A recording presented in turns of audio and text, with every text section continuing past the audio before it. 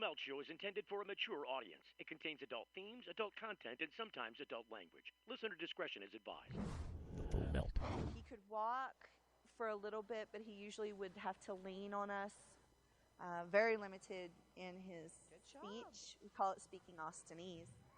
You could see it in his eyes. He wasn't there. The things that were available for him in Oklahoma not only didn't stop his seizures, they caused significant health damage.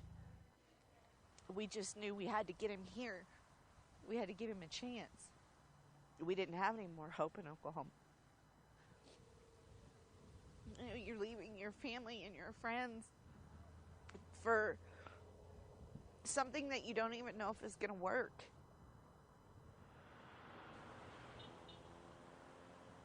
When we got to Colorado, the day we got to Colorado, we started him on these oils. We were scared to death because we didn't know what was going on, you know.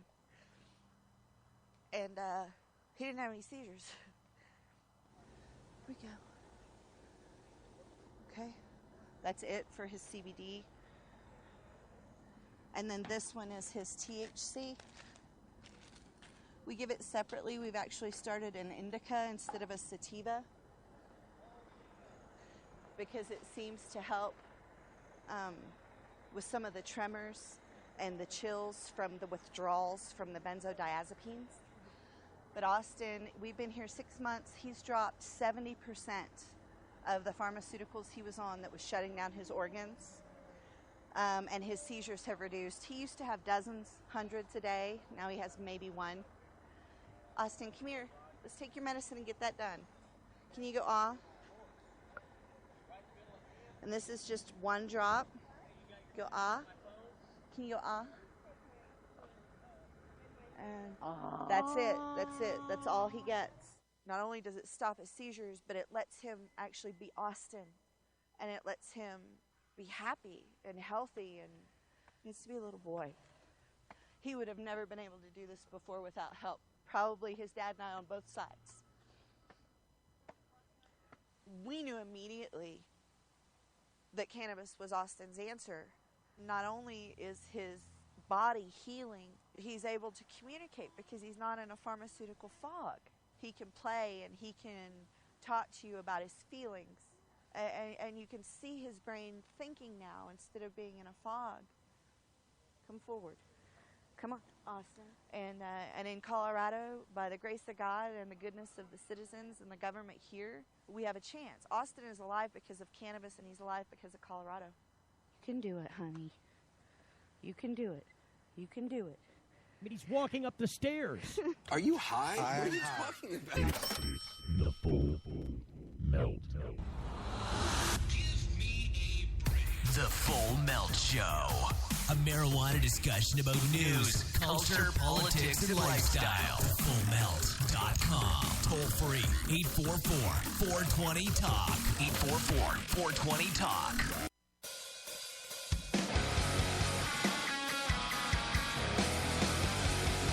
Hey, coming to you live from the PetPain.com studios.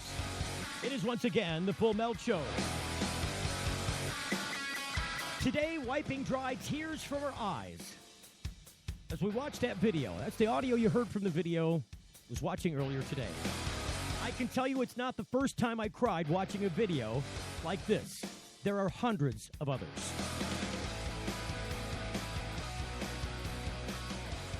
You know, Dravet syndrome is one of those things, it doesn't affect a huge portion of the population. It's a very rare disorder. But it's deadly. I mean, this is something that kids across the country struggle with by the thousands. And I can tell you that if you have any common sense, after looking at a video like this, you still believe that marijuana has no medical value, I'd say you don't have common sense. I mean, these are kids that are suffering from what they call retractable epilepsy. I mean, this is something that is unfortunately not able to be corrected with the chemicals that the pharmaceutical companies have available. They've developed no effective treatment for this. You know what you do if you get Dravet syndrome, or Dravet syndrome, it's more correctly pronounced. If you have this disorder and you go to a doctor, you get diagnosed with this disorder as a child. It always presents in children. That the treatment regimen prescribed to you generally is a series of barbiturates, sometimes opiates. I mean, they throw the chemical cocktail book at these kids, hoping that they can stop their seizures.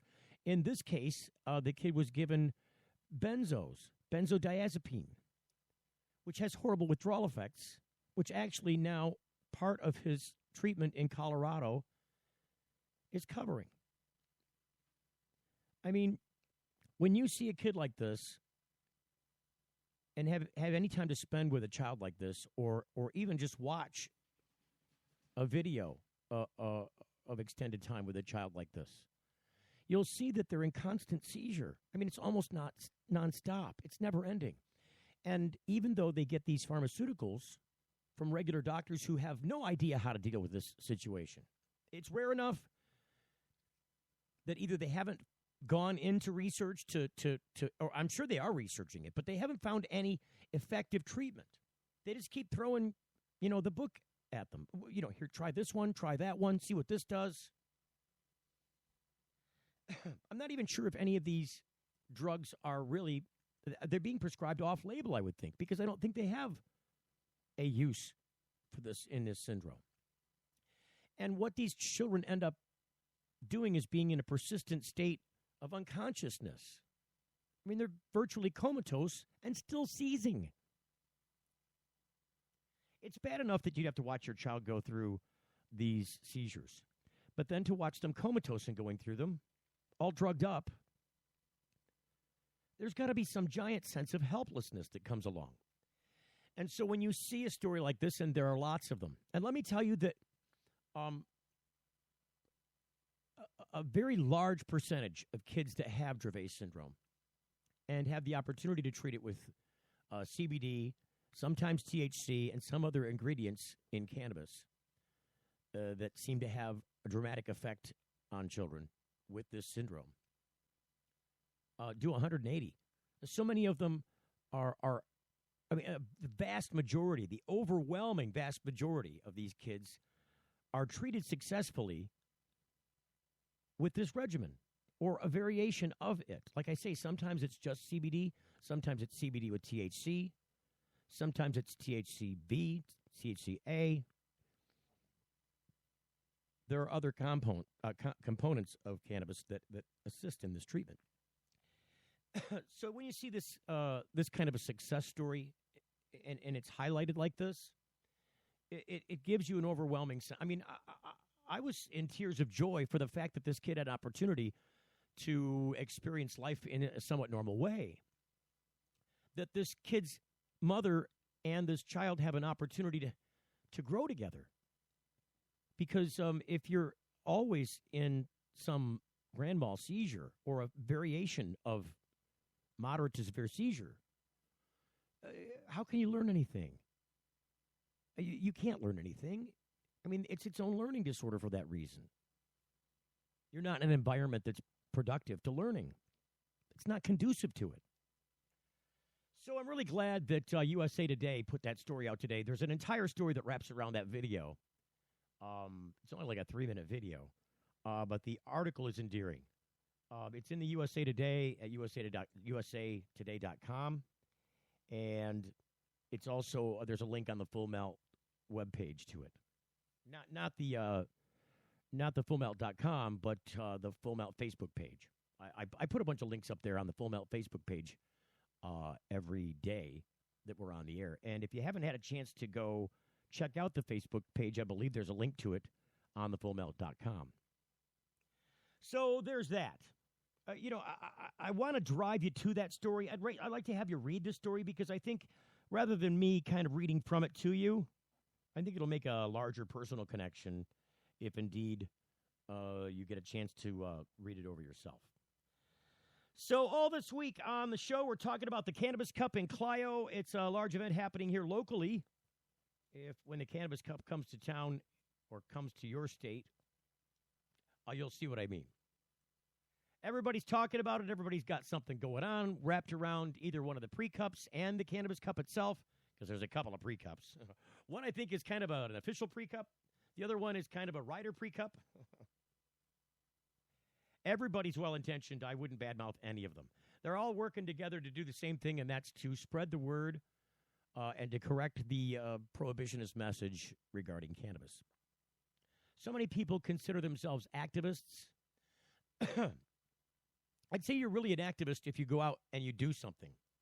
If you're out collecting signatures, you're an activist. If you're showing up at a protest with a sign, you're an activist. If you're writing blogs and you're tracking down news, you're an activist. Even though I try to stay in the well-trained art of journalism on this program, I would never consider it an activist show, but I think a show like this is in and of itself activist. We'd certainly get labeled that way, wouldn't we? Because, I mean, I'll put any news on, positive or negative, about this subject if I see it. I'm not gonna not put something on that doesn't benefit cannabis just because it doesn't benefit it. If there's some negative information about cannabis, and I'll give you an example. One of the negative pieces of information that's come out about cannabis since legalization in Colorado is the plight and struggle with medibles. And I would say that it is a struggle, but it's one that's being corrected. You know, a story came out last week that they're looking to put a big stop sign on medical products in Colorado, that this might be a new regulation they've got going on there. And it's intended to keep people from consuming that accidentally, because it is easy to mistake food for food if it's medicated, especially if it's packaged as a sweet treat. And, you know, sometimes kids and dogs have ended up in situations where they got themselves into a conundrum because they consumed something they didn't know about or were unaware of, not the dog, but the kid. Sometimes dogs will they'll end up, oh, my dog, he's all lethargic. He doesn't look right. He's kind of staring. He's breathing normally. Can we bring him in and have him looked at? Oh, your dog has got, you know, he's had some cannabis. Did he dig up your bag? So we'll talk a little bit about that subject, just briefly. I will talk about that because it can be viewed as a negative thing. I don't think it's a negative thing. I think it's a natural progression of things when you're talking about an emerging industry and the plight that it struggles with in growing. As it does, problems will be discovered and answers will be found. That and more coming up next on The Full Melt Show. You're getting the full melt. Hey, for the Sweet Leaf in Flint, because now getting safe access to medical cannabis patients in Flint, Michigan is never more welcoming. Presenting the Sweet Leaf, a brand new patient experience, bringing 12 carefully selected caregivers housed in 9 separate offices to distinctly assist you with their knowledge and reputation for excellent patient care. Classes and training coming soon in the large community room. Check it out in person, 400 South Door Highway, or call 810-259-2571. The Sweet Leaf Center in Flint, 810-259-2571. Got something to hide?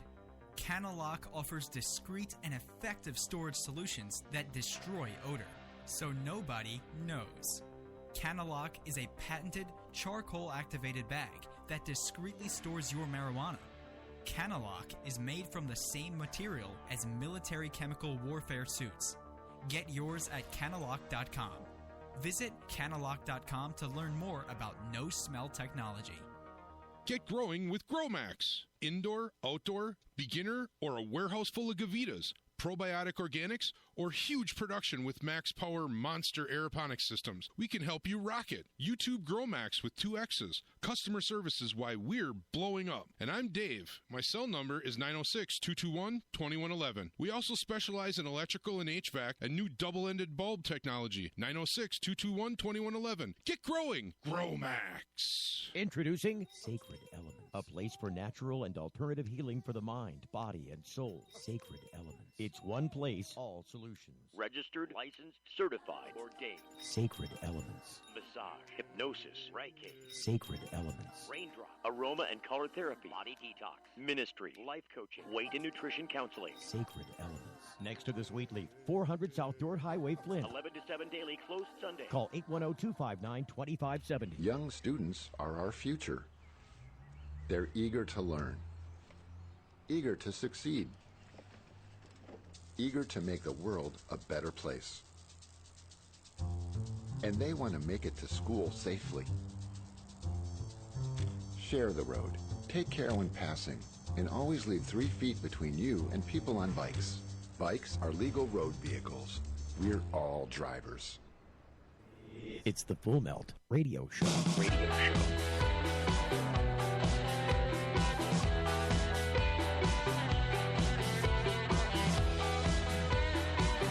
So the story as it came out in the Cannabis, new rules in effect for Colorado marijuana edibles on February 1st.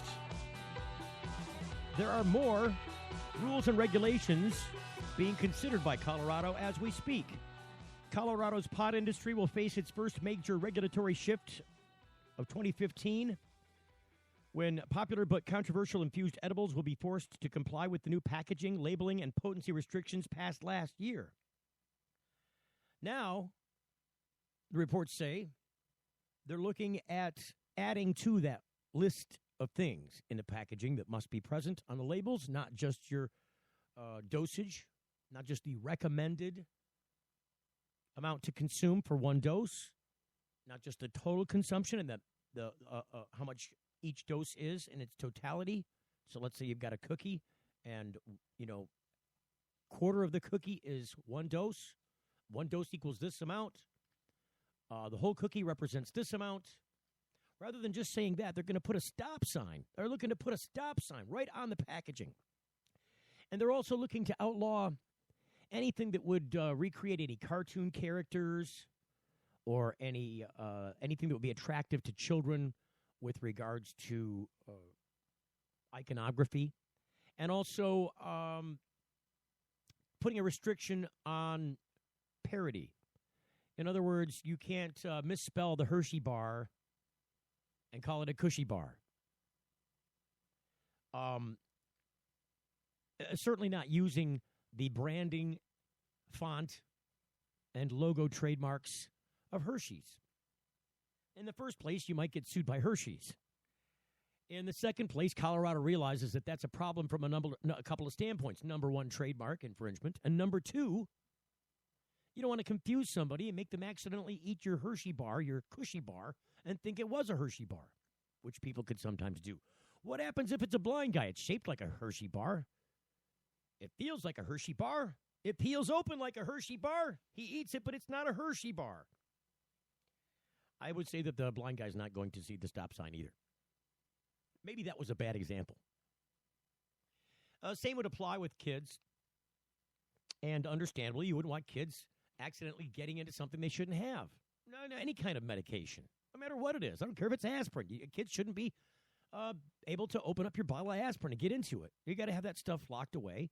It's well labeled and marked through other guidelines, nationally accepted. Nothing nationally accepted in this arena for medibles. So some people would say, they're putting restrictions on there. They're going to make you do all this stuff. We got to change our packaging. Don't you understand that costs money? Yes, it does, but that's the price of commerce, isn't it?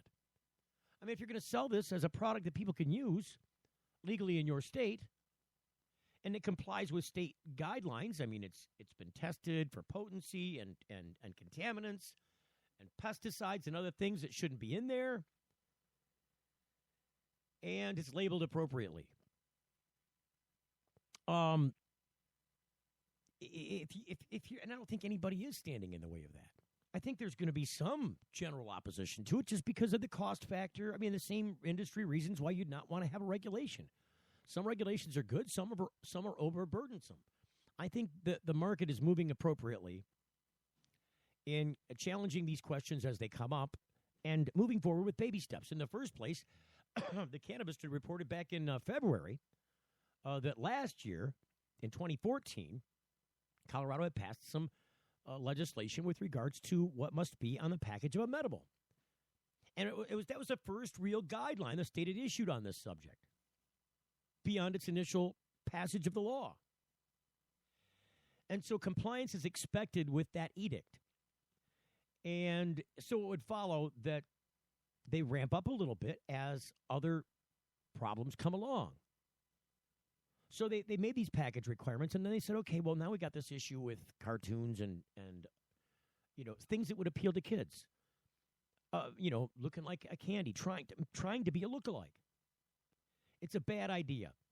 Look, I'll give you another example. Tide has those little, concentrated packs that go in to the wash machine. They look on the outside like they're candy. I mean, they really kind of do. If I was a kid, I might think that a package of these was nothing more than a package of candy. I don't know what Tide is. I'm looking for something sweet to eat. Nobody's looking. I'm going to grab this. Kids end up in the poison control center and in the hospital all the time. They call in the poison control center. What do I do? My kid took one of these. He's ate it. He's got detergent all over his face. He's sick. He's throwing up. What do I do? I mean, that's just with a detergent. The detergent clearly wasn't trying to make their product look like candy. They were trying to make it appealing to consumers and stand out amongst its competition. A new product, it's more convenient. That's what they were pushing for. Now, I'll give you a better example. Like I said before, I don't think there's anybody pushing back on this medibles issue in the industry in a real way. I mean, in a measured way, they're probably checking and balancing these regulations and trying to work with regulators in forming these regulations from a practical standpoint. But I don't think there's any opposition to the idea that they shouldn't be able, hey, we should be able to use the Hershey thing.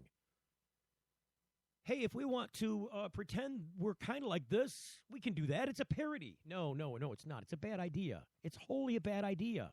It might be great for marketing. It's not good for product. It's not good for consumer.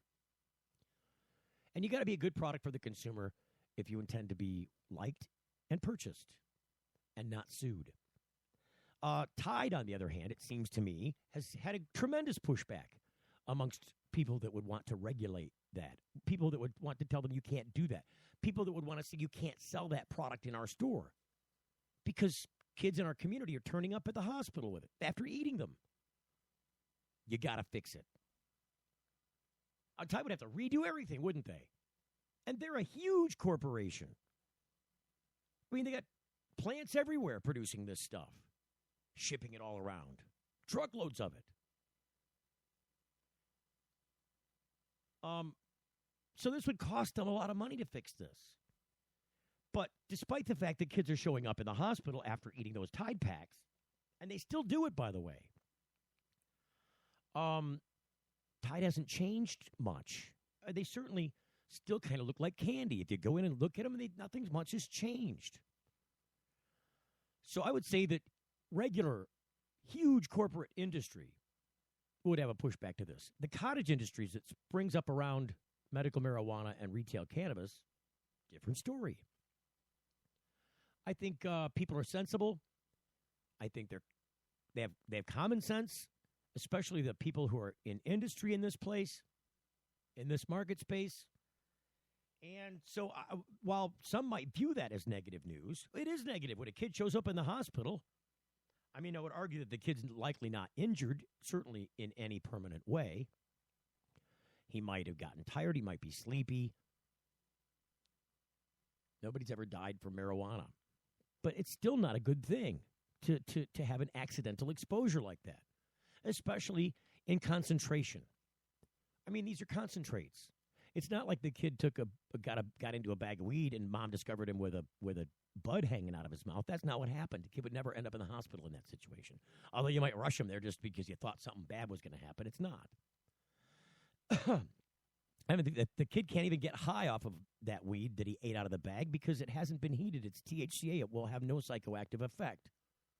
It'll just be some fiber in his diet and some other components. He'll likely never be able to feel that he ate it. Don't believe me? I challenge you to eat an ounce of weed and tell me how you feel. If you can choke it down, I mean, it's not a comfortable thing to eat. Point being, there's negative information. Sometimes it's part of life. Look, I don't know how many days I've gone through. I can tell you it's probably 0 days that I've gone through where there's some negative information didn't come forward, something that you didn't have to overcome, some kind of challenge. It's overcoming the challenge that's important. Not denying it. Not trying to move around it as if it didn't exist. It's a challenge. You've got to get past it. You got to go through it. You got to meet it head on. Find an answer and move forward. I mean, that's what you do in life, isn't it? So I just want to say that with regards to medibles, there's a negative story. I think viewed in a positive light, though. I think these kind of regulations make sense. I think that anybody would stand in the opposition of these in a sensible way is kind of an idiot. And you know, I guess it's self-explanatory. I mean, if that guy was in a room full of a bunch of people arguing this out and stood up and said, no, I want to be able to market, everybody would say, shut the hell up and sit down. Nobody agrees with you. So we'll put negative information on if it ever comes out. And sometimes it does. Look, there's a lot of negative information I don't put on the air that's just about people getting arrested. It's the reason I don't put it on the air is because there's, number one, I could never consume it all. We'd never have enough time during the show, during the whole week, to put on a single day's arrests. This is the fight, though. This is what we fight about.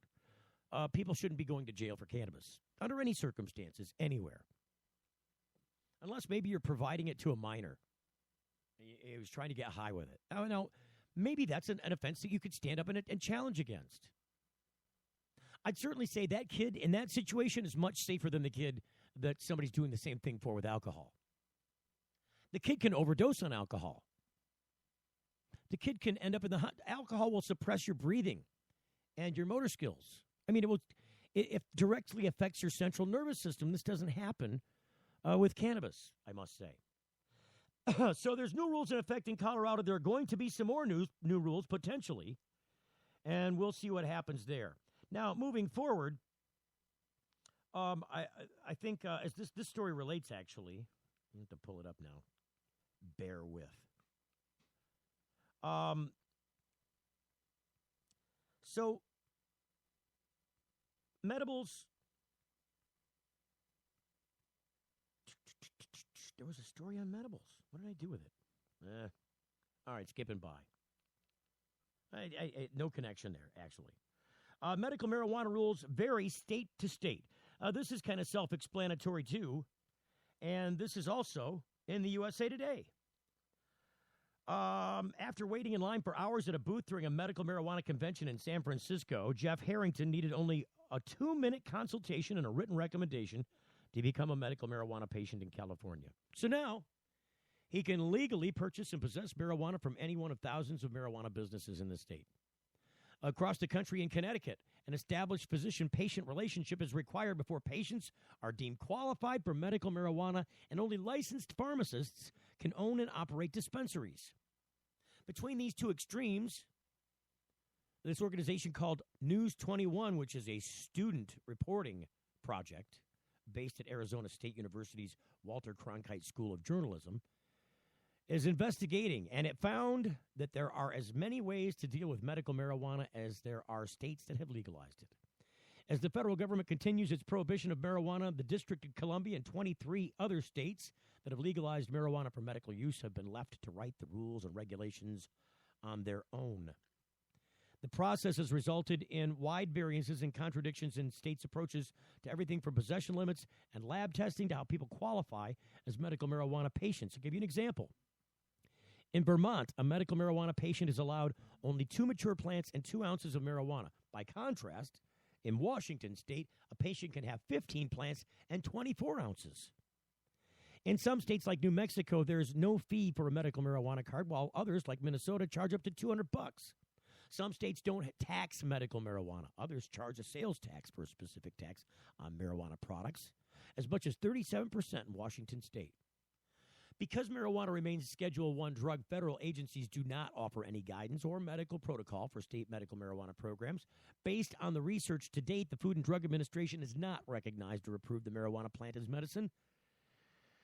And a person named Mario Moreno Zepeda, spokesperson for the White House Office of National Drug Control Policy, or ONDCP, said, however, research on marijuana extracts called cannabinoids has led to FDA-approved medications. FDA approval of marijuana would require carefully conducted studies, clinical trials, and hundreds to thousands of human subjects to determine the benefits and risks of a possible medication, according to the National Institute on Drug Abuse. The News 21 analysis of medical marijuana programs across the country also shows states differ on what health conditions may qualify a person as a patient for medical marijuana. And little research has been done to determine whether marijuana or its derivatives effectively treat those conditions. AIDS, cancer, chronic pain, all qualifying as conditions for medical marijuana treatment in more than 20 states. But traumatic brain injury qualifies only in New Hampshire, and Tourette's syndrome qualifies only in New Mexico.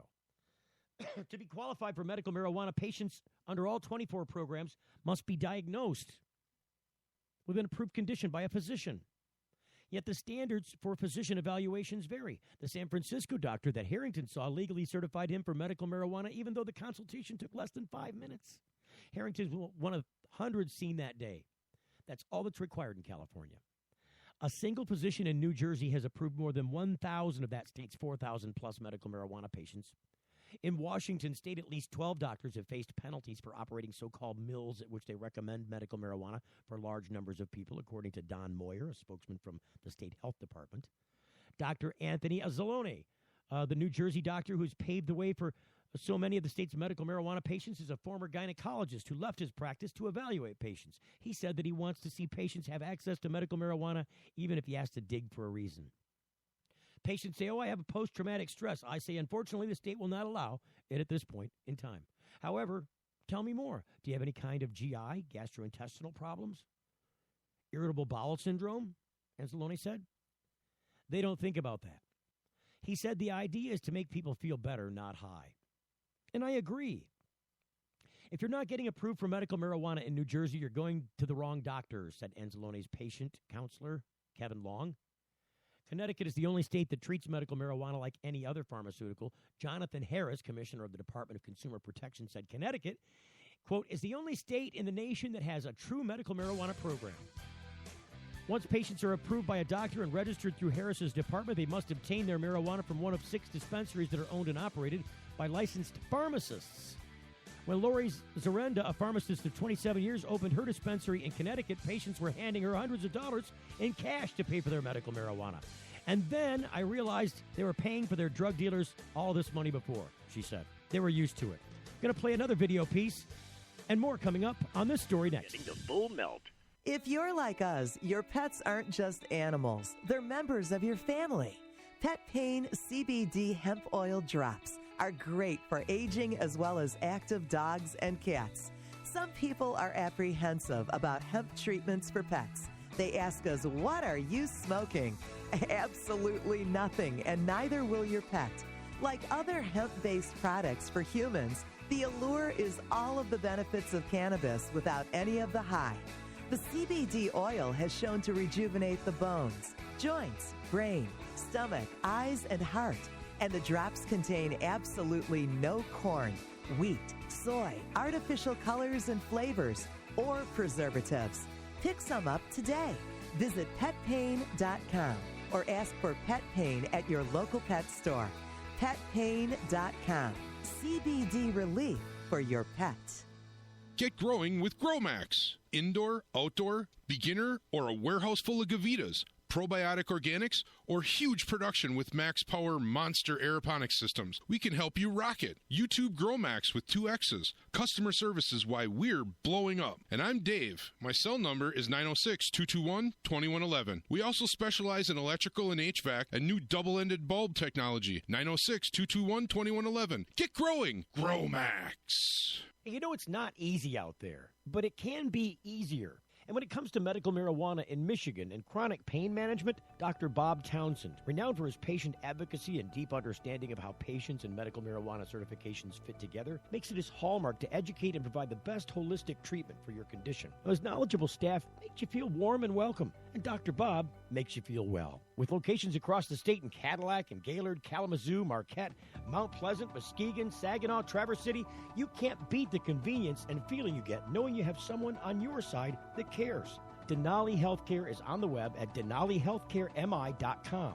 Get answers to your holistic health questions or schedule an appointment now by calling 989-339-4464. Chronic pain management and holistic health answers is what they do. It's all they do. DenaliHealthcareMI.com. Get your certification and peace of mind now by making an appointment with Dr. Bob Townsend at 989-339-4464.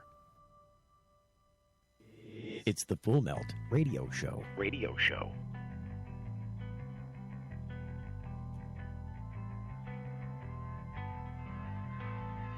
So the dispensary this lady owns is called Thames Valley Alternative Relief. Serves 515 patients. She says, quote, I didn't realize how widely used marijuana was for so many other conditions. She said, it's pretty amazing that one plant can do all these things. I know the evidence is anecdotal, but it's there. It's hard to deny it. 8 states, Connecticut, Delaware, Illinois, Maryland, Minnesota, New Hampshire, New Jersey, New York, and the District of Columbia require patients use dispensaries rather than allowing home cultivation. Of those, 7 states require dispensaries to submit their product for testing. New Jersey's Public Health and Environmental Laboratories, however, is the only state-run lab in the United States to test products from the medical marijuana dispensaries, according to Megan Latsaw, the Director of Environmental Health Programs for the Association of Public Health Labs. According to Dave Hodges, an inspection monitor in New Jersey, these tests are only conducted when requested by the dispensary. They're not required. 16 states in the District of Columbia have no testing requirements, according to the News 21 analysis of state laws. For example, private testing for pesticides or other harmful chemicals is available in Maine, but neither home cultivators nor dispensaries are required to submit samples to labs. Tests are also not required in Maine to determine CBD or THC levels. CBD is the non-psychoactive or a non-psychoactive component of marijuana. It has yet to be scientifically shown as a successful treatment, though anecdotal evidence suggests it helps some patients who use it. THC is the part of the plant that produces the high and is used to treat pain, nausea, and insomnia, among other symptoms. Without testing, the potency of a strain is difficult to measure. In states with limits on THC levels, determining potency is key to creating a product within the law. 17 states have passed legislation allowing only for cannabis extracts, such as oils. These states determine a mandatory ratio of CBD to THC, usually limiting the amount of THC and thus the psychoactive effect, but there is no consensus on that ratio. An example here, North Carolina allows no more than 0.3% THC in oil, while Georgia permits up to 5% THC. Though these 17 states have limited patients to using extracts, others give medical marijuana patients the option of using their medical marijuana by smoking, vaporizing, or eating products such as cookies and butters. Hawaii does not have operational dispensaries at all, leaving caregivers like Jari Sagano to make the oil for her daughter. She takes it 3 times a day. Kaneshiro has Dravet syndrome, rare form of epilepsy that causes her to have seizures, severe ones at that. Her pediatric neurologist, Dr. Greg Yim, said the CBD oil she takes through a feeding tube has helped her, but he does not know why it has been so effective while other medications have failed. See, this is what I mean by this issue that I talked about so strongly at the beginning of the show. Doctors are guessing at this with that syndrome. I don't think anybody has really studied it enough to know what about the cannabidiol portion of medicinal. Let me try this again because I'm quoting him. Quote, I don't think anybody's really studied it enough to know what about the cannabidiol portion of medicinal marijuana is really working to control the seizures, Yim said. But when you're talking about intractable epilepsy and you're talking about alternatives, it's good to be open-minded to help these patients. Like other medical marijuana programs in the country, Hawaii is still working to create an effective system that provides safe, reliable options to its patients. Since the 1990s, state legislatures have passed bills providing for legal marijuana as a medicinal product without anticipating the exponential increase in demand. States have been left to muddle through regulatory procedures and without guidance from the federal government. White House Drug Czar spokesman Zepeda said, Marijuana is illegal under federal law, and we remain committed to treating drug use as a public health issue, not a criminal justice problem. This administration will continue to support scientific research, which may lead to more safe and effective medications in the futures, he added. In the futures. I mean, it's a complex issue, this medical marijuana issue. When you start talking about retail cannabis just for adult use, it's a wholly different story. And some patients and caregivers, some people in the medical marijuana community have their arms up in the air, and for good reason, about retail cannabis, about legalization as a whole. And it has nothing to do with the idea of legalization. It has to do with the idea of the way that this transforms in a state. So Colorado did medical marijuana first, and then later decided to legalize it as a whole. Now, I think in Colorado, part of the acceptance of retail cannabis came with the familiarity of medical marijuana in patients. It helped to break or dispel the notion that cannabis is dangerous, is a one-way ticket to hell, is going to cause all kinds of problems in society if you legalize it. They were able to crush the huge weight of prohibitionist messaging by familiarity. It's hard to be afraid of what you're familiar with, right? If you know the boogeyman, it's hard for the boogeyman to scare you, is what I'm saying. Especially if you find out the boogeyman really isn't the boogeyman, he's just your neighbor. I mean, he's been painted in a boogeyman costume by prohibitionists. Oh, that guy's bad, bad, bad, bad. That guy deserves to be in jail, that guy. But when you get to know him, or when you discover that he's really a cannabis patient, and then you talk to him about it a little bit, that familiarity blows away the cover of fear. Fear keeps people away from a lot of stuff. And if you can scare people, you can control them. I mean, really. So what are these guys in the medical marijuana community? They got their arms up in the air. They're like, no, we're not. We have no problem with the issue of retail cannabis. We're not afraid of marijuana. What we don't like is when they change all the laws and all the attention goes away from the sick patients to the people who can now buy weed to get high with. And in many cases, the state's medical programs get flushed under. They get blown by. Good example of that is in Washington and Colorado, where they both have medical marijuana first. I'm sorry, Washington and Oregon. Washington State and Oregon, where they both have medical marijuana first. Now they're doing retail cannabis. And as a result, much of what patients become used to in way of accessing safely their medicine has gone away, or the price has increased, or they got to drive a lot further now to get it. In many cases, these patients who were paraded before in front of legislatures in their wheelchairs and canes, dragging butt behind them as some sort of gimp parade to show people the medical necessity for this, to underscore what really is being affected in society on this subject. A lot of those patients are getting thrown under the bus, they feel, over retail cannabis. And in the long run, it won't really matter, will it? It's just part of the painful transition. It's, transformation is painful. There are winners and losers in transformation. And part of the losers are going to be these sick people, and they have been. I feel bad for all of the medical patients. I'm one of them. I'm pretty well armored. I'm pretty well healed. I understand the law. I know how to act within it. I know how to keep police at bay because there's no reason to fear me. I don't have a drug establishment.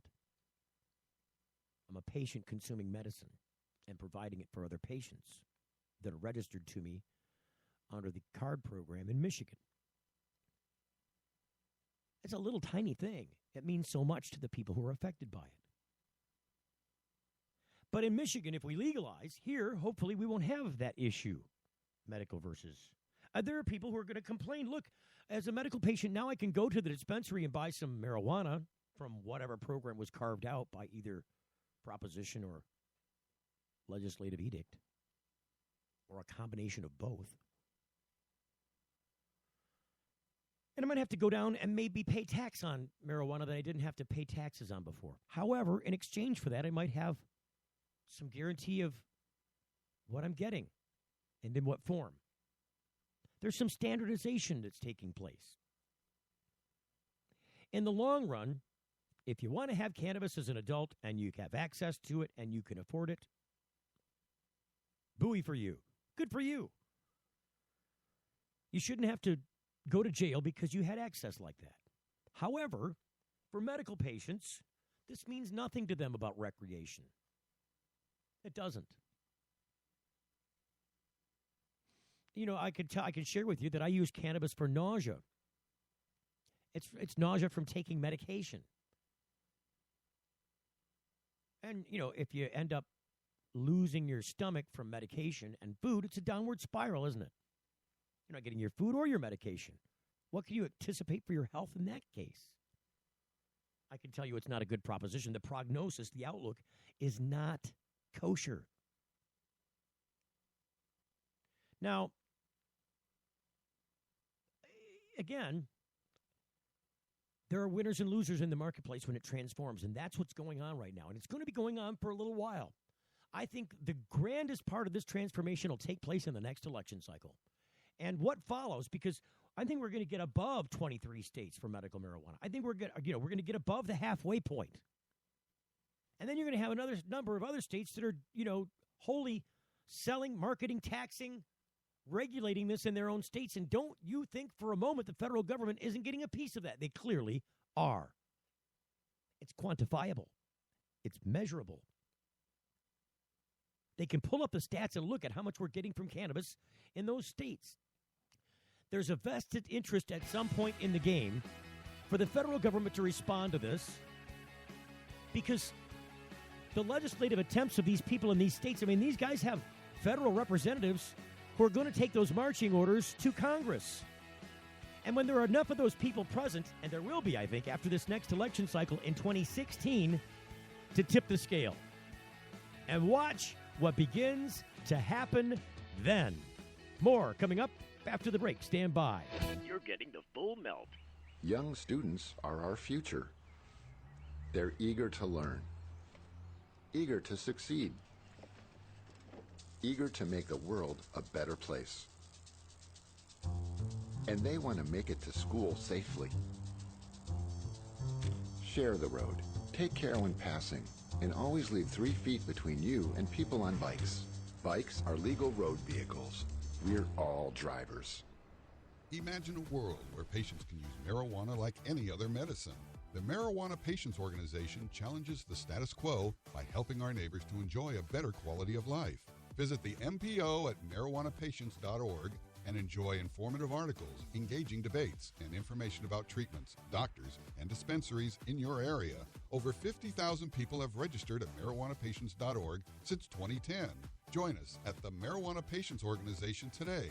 marijuanapatients.org. Hey, it's Steve Green for the Sweet Leaf in Flint, because now getting safe access to medical cannabis patients in Flint, Michigan is never more welcoming. Presenting the Sweet Leaf, a brand new patient experience, bringing 12 carefully selected caregivers housed in 9 separate offices to distinctly assist you with their knowledge and reputation for excellent patient care. Classes and training coming soon in the large community room. Check it out in person, 400 South Door Highway, or call 810-259-2571. The Sweet Leaf Center in Flint, 810-259-2571. If you're like us, your pets aren't just animals. They're members of your family.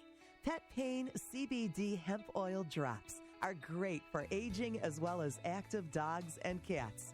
Some people are apprehensive about hemp treatments for pets. They ask us, what are you smoking?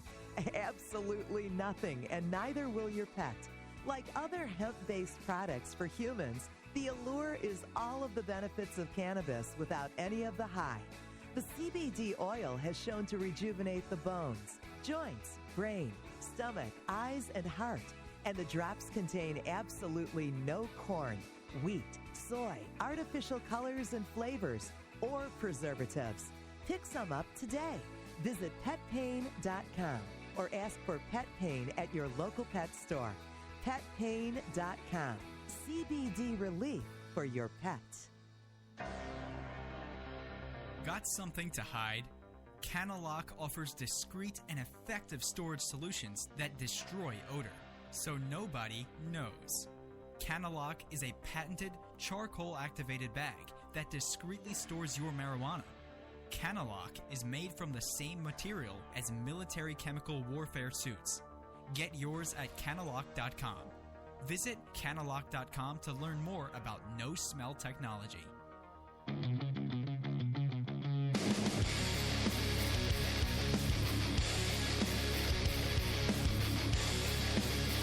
You can reach us here Monday through Friday from 7 until 8 p.m. Eastern Standard Time under normal circumstances. Today this Friday we may not be on the air as we may have to do some setting up. In which case we will be doing a live broadcast over the weekend. Stay tuned for information on that. Got to tell you that local officials want Pueblo County, Colorado to be the best place to grow, but not everyone's high on the idea. This according to High Country News. Mark Morley looks out over 30 acres he owns east of Pueblo, Colorado, and imagines the future. On this blustery May afternoon, there's a little more than mud and puddles here, bordered by highways and railroad tracks and flanked by farm buildings and rolling hills. By the end of September, if all goes well, he'll be looking at a pungent green thicket as 14,400 marijuana plants reach their full 8-foot height. It's one of several major outdoor grows launching this summer in Pueblo County, Colorado. Eventually, Morley plans to expand onto another 1,500 acres, investing in center pivot irrigation, greenhouses, and processing facilities able to handle 40,000 plants. Morley is 55 and dressed in jeans, a flannel shirt, and a Tigers baseball cap as a major Colorado Springs real estate developer. After a marijuana dispensary opened in one of his buildings, he realized how lucrative the business could be. Why, he wondered, am I not doing this myself? If he planted corn on this land, each acre would require approximately 2.2 acre-feet of water per year. It produces $768 in annual sales, according to a Pueblo-based Water Division resources engineer. That same acre planted with marijuana would require roughly 6.65 acre-feet of water and gross Morley over $6 million. Welcome to the big business of rural weed. Ever since the local steel industry collapsed in the 1980s, Pueblo County has been seeking an economic savior. Nearly a third of its population is on public assistance, and in 2010, the metropolitan area around its big city had the highest unemployment rate of the state. When Colorado voters passed Amendment 64 in 2012, paving the way for legalized marijuana, the county commissioners saw a chance for revival. They hired Brian Vincente, a Denver lawyer who helped write the ballot initiative to craft rules for growing and selling pot outside city limits. As a result, about 50 entities, including Morley, are now licensed or conditionally approved to do so in the county. Historically, the biggest opponent of marijuana reform has been the government, Vincente says. Here the tables have turned. No one else in history has taken a comprehensive a look at establishing marijuana business laws. Pueblo County's economy, he adds, has gone through the roof. But the area's relationship with pot remains ambivalent. This is, after all, a place where irate voters recalled their state senator over new gun restrictions. Some worry that the county's latest growth industry is bringing social problems along with money, and others doubt whether the bold experiment will reap the promised rewards. Up to the 1970s, Pueblo was known as PU Town because of the steel mill, says Paula McPeters, co-founder of the Pueblo for Positive Impact organization, which opposes the county pot-friendly laws. Now we're getting known for that again because of marijuana. Okay, listen. Let me just say this. I lived in Cleveland for a while, where downtown, I just have to comment. I have to throw some opinion in here. Hope I have enough time. When I was working in downtown Cleveland, we were in a high-rise at the radio station there. Big AM radio station, WTAM, 1100. News Radio 1100, WTAM. Big station. You could probably hear them at this hour. if you're in the Midwest. If it skips really well, you could hear them in California. I mean, it's a Clear Channel station. Literally. I mean, it's owned by Clear Channel, but it's considered a quote-unquote Clear Channel station by the FCC. It means it skips around at night. It's a big station. So when I get out of this place at night, because sometimes I'd work there until the wee hours of the morning, anytime I came out of that building after midnight, there was this putrid stench of the steel mills letting off all the gases that had accumulated throughout the day. Because during the day, they don't want that stuff out there. It would choke out the people in the city. But at night, nobody cares because the city center is pretty much emptied out to the suburbs, and so they let it all go. But boy, does it reek. I mean, the first time I came into Cleveland and hung out at night, if you go out to a bar, if you got any nightlife in the downtown area, you can smell that stuff. It's putrid. It's pungent. So I understand the PU Town reference there in Pueblo County, Colorado. However, it is nothing compared to the mild scent that wouldn't carry that far. I don't care how many acres you got. Okay, maybe a little bit. I've never been around that much acreage of cannabis before. But she's trying to say that we're getting known for the stinky business again. And I'd say that you clearly are off your rocker if you want to compare the smell of an herbal marijuana garden to the smell of a putrid steel mill. I have no problem with steel mills. I think they're a great asset if you could keep them open here in this country.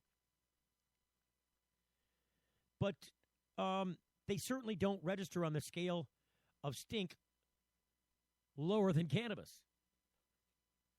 And certainly cannabis is a much more friendly stench. Yeah, I guess it depends on the variety. The city of Pueblo is sometimes called the Pittsburgh of the West and is like its Steel Town sister city back in the east. Its glory years lie in the past. Call centers, one of the few active industries, dot its downtown area. Pueblo County Director of Economic Development, Chris McKirkson, says that one of his predecessors used to drive potential business owners down to the east side's crumbling streets and past crack houses and say enthusiastically, look at these people. They will work for anything, hoping that the promise of a cheap labor force would provide irresistible temptation. Amendment 64 gave local governments the power to decide whether and how to permit recreational pot within their communities. The Pueblo City Council, for example, banned recreational pot shops and grows within city limits. It reacted similarly when medical marijuana was legalized in 2000, placing a moratorium on dispensaries. The Colorado Marijuana Enforcement Division's 2014 annual report says that 228 local jurisdictions have voted to prohibit medical and retail cannabis operations in their areas. Pueblo County, however, rolled out the welcome mat. Marijuana stores don't require a lot of space, but indoor grow operations can, says Pueblo County's commissioner. And Pueblo County got hit pretty hard in the recession. So we had a lot of empty commercial buildings throughout the county that realtors were just desperately trying to fill. Like some other pot-friendly communities, the county made marijuana businesses use by right in industrial and business districts, meaning they weren't subject to sometimes time-consuming and arduous special reviews or approvals by the local government. But Pueblo County offered something beyond cheap real estate. Unlike Denver, it had an abundance of available agricultural land. So officials made marijuana cultivation a use by right there, too. Likely the first Colorado county to do so, according to Vincente and Joan Armstrong, Pueblo County's planning director. The county has also issued pioneering rules that prohibit hemp grows with male plants from being located within 5 miles of existing marijuana grows. This prevents cross-pollination that could lower the marijuana plant's THC content while increasing THC in the hemp, which can't exceed 0.3% under state law. Even the Pueblo Board of Waterworks, the local utility that leases water for businesses and agricultural use, is trying to accommodate the industry. Last year, when the Bureau of Reclamation explicitly prohibited the use of federal water for pot cultivation, Water Board employees calculated they could lease up to 800 acre-feet of raw water to marijuana cultivators without running afoul of the feds. This was completely new territory for us, says Water Resources Manager Alan Ward, who notes 92 acre-feet of the so-called marijuana water had already under contract as of May of this year. When Amendment 64 first passed, I didn't put much thought into how it was going to affect my job, but for a few months, it seemed like it was nearly all I was focused on. The new rules are more than paying for themselves. In 2014, the county netted in $1.8 million from licensing fees for pot establishments and marijuana tax sales, covering the cost of its virtual marijuana department and boosting its general fund. Since marijuana remains illegal at the federal level, most banks are still cagey about allowing pot businesses as customers. And that means county staff have gotten used to owners plopping tens of thousands of dollars in cash on their desks. Marcuson says the charter buses filled with Wall Street investors have been touring local farmland, and there's talk of branding Pueblo-grown pot along the lines of Pueblo-grown green chili, another celebrated local crop. Real estate prices are rising, too. Industrial properties have nearly doubled in price to $50 per square foot just since 2014, says local realtor Kendall Curtis. And now that the first outdoor grows and greenhouses are materializing, agricultural land prices have doubled up to $10,000 an acre. All in all, the Southern Colorado Growers Association, the local marijuana trade organization, claims the industry has provided 1,300 new jobs and contributed more than $120 million to the local economy. The county's also hoping to attract marijuana testing labs and processing plants. Pueblo could soon be the Silicon Valley of marijuana, says Marcuson, the county's economic development director. And that's where I got to cut this story short because we're out of time here. Needless to say, marijuana boosts revenues. It doesn't hurt people. Tax and regulate. End prohibition now. Talk to you tomorrow. The Full Melt Show is a production of TFM Media.